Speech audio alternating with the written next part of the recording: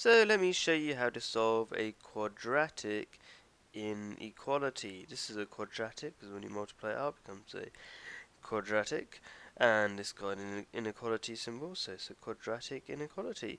And well, how do you solve this? X minus 2 times 3 minus x is greater than 0. Well, you basically start with sketching this function. So here we go, here's a sketch of y equals x minus 2 times 3 minus x, like it says over there. And how should that look when you sketch it? Well, it's a negative quadratic because you've got an x and a minus x, which multiply to a minus x squared. So that negative quadratic means that you've got a sad face quadratic as opposed to a smiley face quadratic.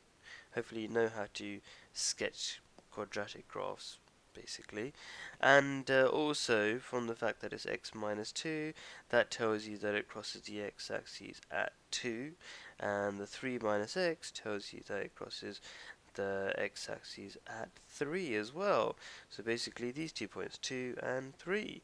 So how do you know from this sketch what the solution is to this inequality? Well, we're saying y equals this function, so y represents the answer to the entire function, and we want to know when the entire function is bigger than 0. So we want to know when y is bigger than 0. So this is where y is bigger than 0. And for what values of x is y bigger than 0? Well, it's these values of x, the ones between the 2 and 3. That's why we had to do the sketch, because it helps you visualize what's going to happen, what is the solution to this.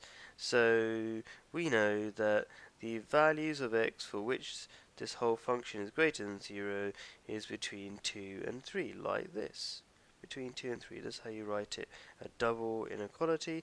How do I know, for example, that it's not 2 is less than or equal to x, which is less than or equal to 3? Like I said before in a previous inequalities video example, whatever symbol you start off with, you carry on with that same symbol. You can turn the symbol around, that's cool, as long as it's the same kind of symbol. So this one doesn't have a equals thing attached to it. Yeah, it's not greater than or equal to 0, it's just greater than 0. So you use the same type of symbols there.